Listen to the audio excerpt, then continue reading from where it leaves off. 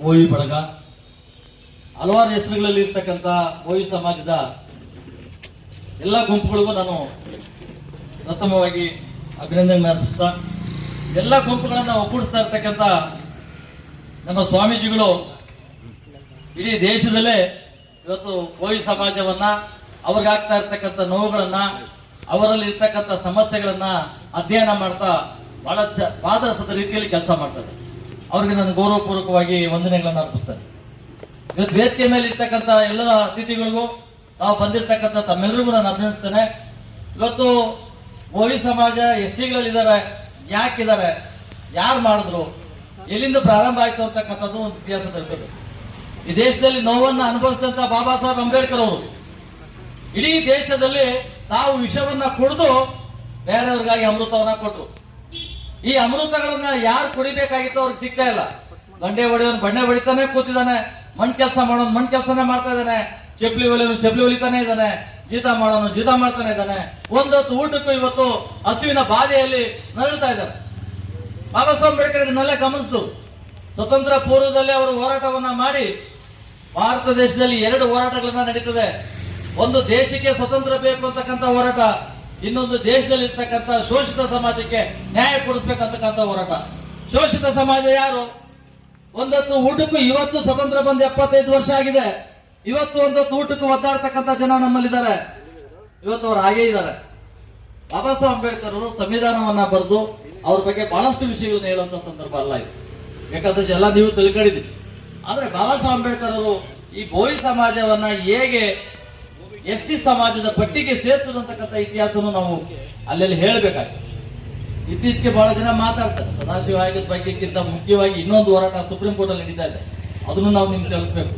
Supreme court ಅಲ್ಲಿ ಬೋವಿ, ಲಂಬಾಣಿ, ವರ್ಮಾ ಕೊರ್ಚನ್ನ ತೆಗಿಬೇಕು ಅಂತಕ್ಕಂಥ ಒಂದು ಹೋರಾಟ, ದೊಡ್ಡ ಹೋರಾಟ ನಡೀತಾ ಇದೆ. ಸುಪ್ರೀಂ ಕೋರ್ಟ್ ಈಗಾಗಲೇ ರಾಜ್ಯ ಸರ್ಕಾರಕ್ಕೆ, ಎಸ್ಸಿ ಕಮಿಷನ್ಗೆ ಒಂದು ನಿರ್ದೇಶನ ಕೊಟ್ಟಿದೆ, ಇದ್ರ ಬಗ್ಗೆ ವರದಿ ಕೊಡಿ ಅಂತ.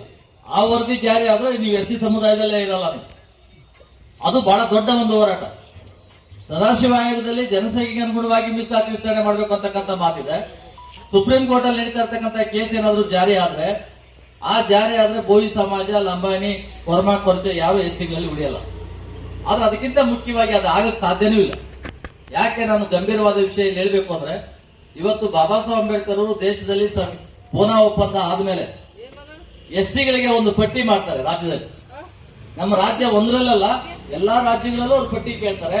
ಈ ರಾಜ್ಯದ ಗವರ್ನರ್ ಆಗಿದ್ದಂತವ್ರು ಸ್ವತಂತ್ರ ಬಂದ ಮೇಲೆ ಮೈಸೂರು ಮಹಾರಾಜರು ಈ ರಾಜ್ಯದ ಗವರ್ನರ್ ಆಗಿರ್ತಾರೆ. ಈ ರಾಜ್ಯದಿಂದ ಯಾರನ್ನ ಎಸ್ಸಿ ಪಟ್ಟಿಗೆ ಸೇರಿಸಬೇಕು, ಕರ್ನಾಟಕದಲ್ಲಿ ಯಾರಿದ್ದಾರೆ, ಅವಾಗ ಮೈಸೂರು ರಾಜ್ಯ ಯಾರನ್ನ ಸೇರಿಸಬೇಕಂತ ಕೇಳಿದ್ದು ನಮ್ಮ ಮೈಸೂರು ಮಹಾರಾಜರನ್ನ. ಮೈಸೂರು ಮಹಾರಾಜರು ಅವರು ಗವರ್ನರ್ ಎದುರಿಗೆ ಕೇಳ್ತಾರೆ. ಆಗ 6 ಜಾತಿಗಳನ್ನ ಮಾತ್ರ ಎಸ್ಸಿ ಪಟ್ಟಿಗೆ ಸೇರಿಸ್ತಾರೆ. 1952ರಲ್ಲಿ ಮೊದಲನೇ ಗೆಜೆಟ್ ನೋಟಿಫಿಕೇಶನ್ ಅಲ್ಲಿ 6 ಜಾತಿಗಳಿದಾವೆ. ಅದು ಲಂಬಾಣಿ, ಬೋವಿ, ವಲಿಯ, ಮಾದಿಗ, ವರ್ಮಾ, ಕೊರ್ಚ, ಇಷ್ಟೇ ಜಾತಿಗಳು ಮಾತ್ರ ಎಸ್ಸಿಗಳಲ್ಲಿದ್ರು. ಎಸ್ಸಿಗಳಲ್ಲಿದ್ದಂತ 15% ಮೀಸಲಾತಿಗೆ ಈ 6 ಜಾತಿ ಮಾತ್ರ ಇತ್ತು. ಆದ್ರೆ ವೋಟ್ ಬ್ಯಾಂಕ್ಗಾಗಿ ಹಲವಾರು ಜಾತಿಗಳು ಸೇರಿ 95 + 6 101 ಜಾತಿ ಇದ್ದೀವಿ ಎಸ್ಸಿಗಳಲ್ಲಿ. ಆ 101 ಜಾತಿಗಳಿದ್ರು ಇವತ್ತು ಮೀಸಲಾತಿ ಪ್ರಮಾಣ 15%. 6 ಜಾತಿದಾಗ ಹೇಗಿತ್ತು 101 ಜಾತಿ ಆದ್ರೂ 15% ಮೀಸಲಾತಿ ಇದೆ. ಇದು ನಾವು ಗಂಭೀರವಾಗಿ ಯೋಚನೆ ಮಾಡಿ 6 ಜಾತಿಯನ್ನ ನೇಮಿಸಿದ್ದು ಮೈಸೂರು ಮಹಾರಾಜರು. ಏನು ಅವತ್ತಿನ ಪಟ್ಟಿಯನ್ನ ಸಿದ್ಧಪಡಿಸಿದ್ರು, ಅದಕ್ಕೆ ಬಹಳ ಮುಖ್ಯವಾದ ಕಾರಣ ಕನ್ನಂಬಾಡಿ ಕಟ್ಟೆ ಕಟ್ಟುವಾಗ ಬೋವಿ ಸಮಾಜ, ಲಂಬಾಣಿ, ವರ್ಮಾ, ಕೊರ್ಚ ಇವರೆಲ್ಲರೂ ಒಲಿರು ಮಾದಿಗರ ಜೊತೆಯಲ್ಲಿ ಕೆಲಸ ಮಾಡಿ ಒಟ್ಟಿಗೆ 6 ಜಾತಿಗಳನ್ನ ಮಾತ್ರ ನೇಮಿಸಿದ್ರು. ಆದ್ರಿಂದ ಮೊದಲನೇ ಗೆಜೆಟ್ ನೋಟಿಫಿಕೇಶನ್ 1952ರಲ್ಲಾಗಿದೆ. 52ರಲ್ಲಾಗಿರೋದ್ರಿಂದ ಬೋವಿ ಸಮಾಜನ ಯಾರೂ ತೆಗಿಸಕ್ಕಾಗಲ್ಲ, ಲಂಬಾಣಿಗಳು ತೆಗಿಯಕ್ಕಾಗಲ್ಲ, ವರ್ಮಾ ಕೊರ್ಚ ತೆಗಿಯಕ್ಕಾಗಲ್ಲ. ಈ ವಿಷಯನ ನಾವು ಮೂಲಭೂತವಾಗಿ ಬಾಬಾ ಸಾಹೇಬ್ ಅಂಬೇಡ್ಕರ್ ಕೊಟ್ಟಂತ ಗೆಜೆಟ್ ನೋಟಿಫಿಕೇಶನ್ ಗುರುಗಳಿಗೂ ನನ್ನ ಪುಸ್ತಕ ಕೊಟ್ಟಿದ್ದೇನೆ. ಆ ಗೆಜೆಟ್ ನೋಟಿಫಿಕೇಶನ್ ಕಾಪಿನಲ್ಲಿ ಅದಿದೆ. ಅದಾದ ನಂತರ ಆದಂತ ಬೆಳವಣಿಗೆಗಳನ್ನು ನಾನು ನಿಮ್ ಗಮನ ತರಬೇಕಾಗ್ತದೆ. ಅದಾದ್ಮೇಲೆ ಕೆಲವರೆಲ್ಲ ಕೋರ್ಟ್ಗೆ ಹೋಗಿದ್ದಾರೆ, ಏನೇನೋ ನಡೀತಾ ಇದೆ. ಸದಾಶಿವ ಆಯೋಗ ಅಲ್ಲೂ ಜಾರಿ ಆಗಕ್ಕೆ ಸಾಧ್ಯನೇ ಇಲ್ಲ. ಯಾಕಂದ್ರೆ ಯಾವುದೇ ಒಂದು ಸಂವಿಧಾನಬದ್ಧವಾಗಿ ಒಂದು ಸಾರಿ ಜಾತಿಗಳನ್ನ ಅನೌನ್ಸ್ ಮಾಡಿದ್ಮೇಲೆ ತೆಗೆಯೋದಕ್ಕೆ ಆಗೋದಿಲ್ಲ. ಆಯೋಗಗಳ ಅದು ಕೆಲಸ ಆಗೋದಿಲ್ಲ. ಅದು ಬರೀ ವೋಟ್ ಬ್ಯಾಂಕ್ ರಾಜಕಾರಣಿಗಳು ಮಾಡಿರ್ತಕ್ಕಂಥ ಒಂದು ಕಿತಾಪತಿ. ಅದ್ರ ಬಗ್ಗೆ ತಲೆ ಕೆಡಿಸ್ಕೊಳ್ಳೋದು ಬೇಡ. ಬೋವಿ, ಲಂಬಾಣಿ, ವರ್ಮಾ, ಕೊರ್ಚ, ವಲಿಯ, ಮಾದಿಗ ಕಂಪಲ್ಸರಿ 6 ಜಾತಿಗಳು ಈ ಒಂದು ಎಸ್ಸಿ ಪಟ್ಟಿಯಲ್ಲಿ ಯಾರೂ ತೆಗೆಯಕ್ಕೆ ಸಾಧ್ಯ ಇಲ್ಲ ಅಂತಕ್ಕಂಥ ಮಾತನ್ನ ಹೇಳ್ತಾ, ಬಾಬಾ ಸಾಹೇಬ್ ಅಂಬೇಡ್ಕರ್ ಕೊಟ್ಟಿರ್ತಕ್ಕಂಥ ಅವಕಾಶಗಳಲ್ಲಿ ಬಹಳ ಮುಖ್ಯವಾಗಿ ನೋಡಿ ನಾವು ಇಲ್ಲಿ ನೋಡ್ತಾ ಇದೀವಿ, ಕೆಳಗಡೆ ಕೂತಿರೋದು ನೀವು, ನಾವು ಮೇಲೆ ಕೂತಿದೀವಿ ಅಂತ ನಮಗೇನು ದೊಡ್ಡಸ್ತಿ ಏನಿಲ್ಲ. ಆದ್ರೆ ಒಂದು ಬಡವರಿದ್ದಾರೆ ಇಲ್ಲಿ.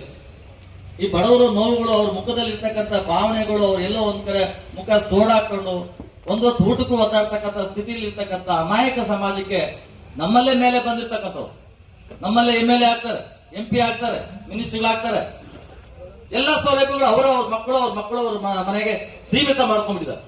ಇಡೀ ದೇಶದಲ್ಲಿ ಇವತ್ತು ಬಾಬಾ ಸಾಹೇಬ್ ಅಂಬೇಡ್ಕರ್ ಕೊಟ್ಟಂತ ಮೀಸಲಾತಿಯಿಂದ ಮೇಲೆ ಬಂದಿರತಕ್ಕಂಥ IAS, IPS, IRS, IFS, ಡಾಕ್ಟರ್ಗಳು, ಇಂಜಿನಿಯರ್ಗಳು, MLAಗಳು, MP ಗಳು ನಿರಂತರವಾಗಿ ಮೀಸಲಾತಿ ಅವ್ರ ಕುಟುಂಬಕ್ಕೆ ಸೀಮಿತ ಮಾಡ್ತಾರೆ. ಅಂಬೇಡ್ಕರ್ ಅವರು ವಿಷ ಕುಡಿದ್ರು, ನಮ್ಗೆ ಅಮೃತ ಕೊಟ್ಟಿದ್ದಾರೆ. ಈ ಅಮೃತದ ಪಾಲು ನಮ್ಮ ದೊಡ್ಡಮ್ಮನ ಬಲ ಬೇಡನು ಅಂತ ತಲೆಗಳಿದಾವೆ. ಎಷ್ಟು ಕುಟುಂಬಗಳಿದಾವೆ ಇವತ್ತು. ಅವ್ರಿಗೊಂದು ಊಟಕ್ಕೆ ಅವಕಾಶ ಮಾಡಿಕೊಡ್ಬೇಕಾದ ಕರ್ತವ್ಯ ನಮ್ದಿಲ್ವಾ?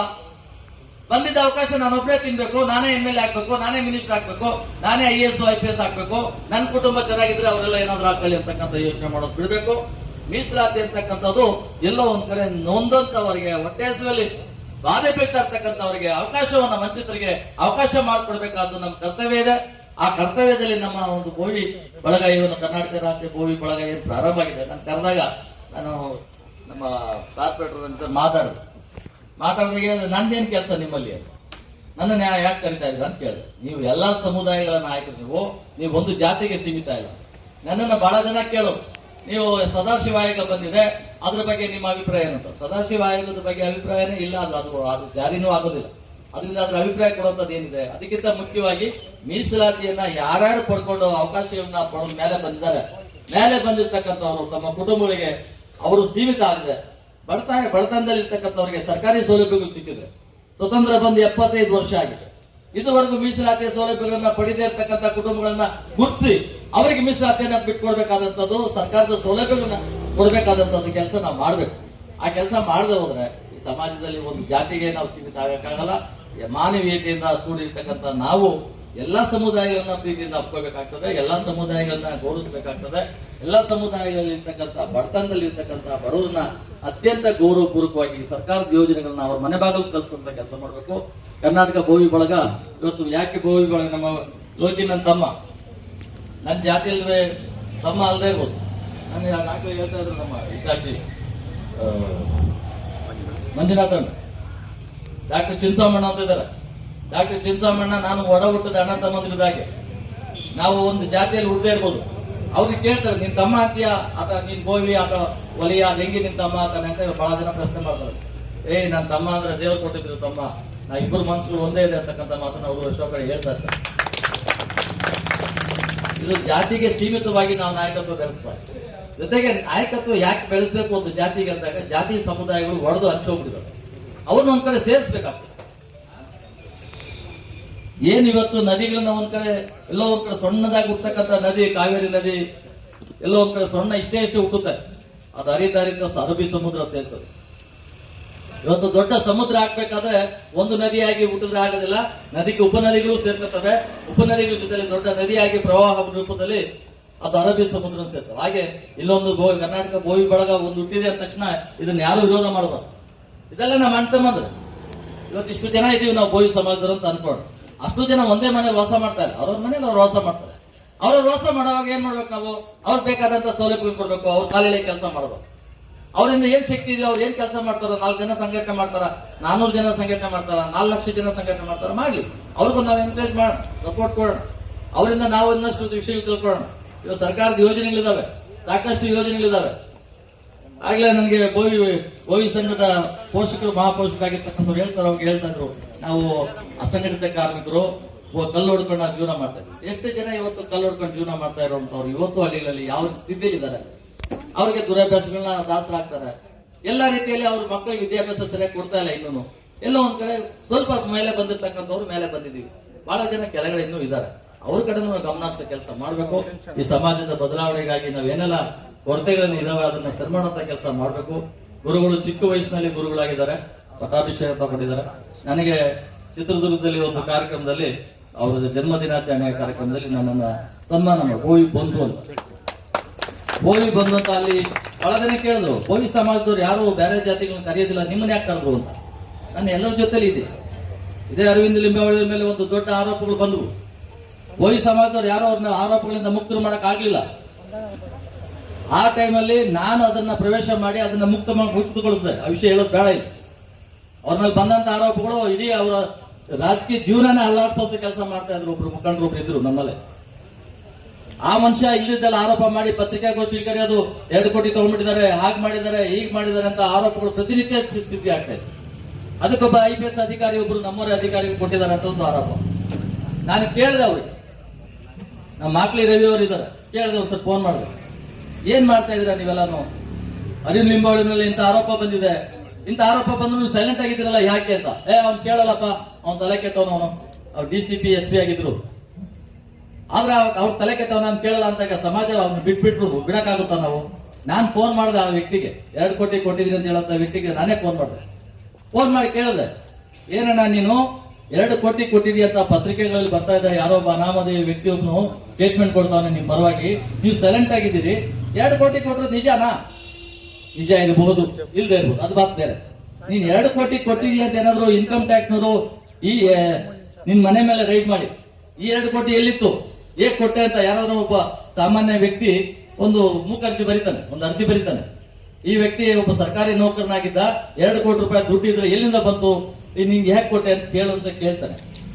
ಹೂನಪ್ಪ, ನಾನು 50 ಲಕ್ಷ ನನ್ನ ಹೆಂಡತಿ ಒಡವೆ ಗಿರಿವಿಟ್ಟಿದ್ದೀನಿ, ಇನ್ನು 50 ಲಕ್ಷ ನಾನು ನನ್ನ MLA ಒಬ್ಬನಿದ್ದಾನೆ ನಮ್ಮವನು, ಅವನ ಹತ್ರ 50 ಲಕ್ಷ ತಂದಿದ್ದೀನಿ ಅಂತ. ಹೌದು, 50 ಲಕ್ಷ ನೀವು ಒಡವೆ ಗಿರಿವಿ ಇಟ್ಟಿದ್ದೀರಿ, ಆ ಒಡವೆ ಗಿರಿವಿ ಇಟ್ಟಿರೋದಕ್ಕೆ ದಾಖಲೆಗಳಿರ್ಬೋದು. 50 ಲಕ್ಷ ಕೊಟ್ಟಂತ MLA ಏನಾದ್ರೂ ದಾಖಲೆ ಕೊಡಕ್ ಸಾಧ್ಯನಾ? ಅವ್ರು ಇನ್ಕಮ್ ಟ್ಯಾಕ್ಸ್ ಕಟ್ಟಿದಾರ?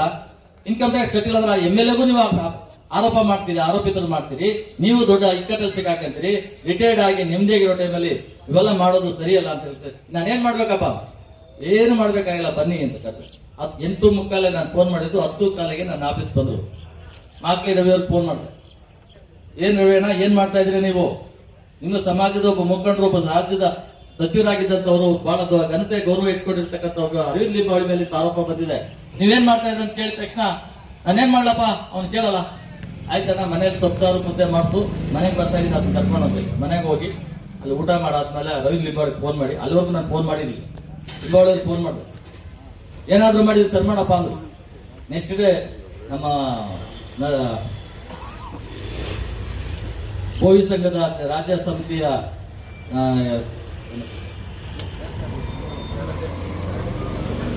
ಸಂಘದಲ್ಲಿ ಸಭೆ ಸೇರಿಸಿ ಒಂದು ಪತ್ರಿಕಾಗೋಷ್ಠಿಯನ್ನ ಕರೆದು, ಪತ್ರಿಕಾಗೋಷ್ಠಿಯಲ್ಲಿ ಸಂಪೂರ್ಣವಾಗಿ ಅದನ್ನ ನಾನು ಕೊಟ್ಟಿಲ್ಲ ಹಣ, ಇದು ಸುಳ್ಳು ಆರೋಪ ಅಂತ ಹೇಳಿ ಆ ವ್ಯಕ್ತಿ ಆರೋಪ ಮಾಡ್ತಾ ಇದ್ದ ವ್ಯಕ್ತಿಗೆ ವಿರುದ್ಧವಾಗಿನೇ ಹೇಳಿಕೆ ಕೊಟ್ಟಂತ ಕೆಲಸ ಮಾಡಿಸಿ ಅದನ್ನ ಮುಕ್ತಾಯ ಮಾಡಿ.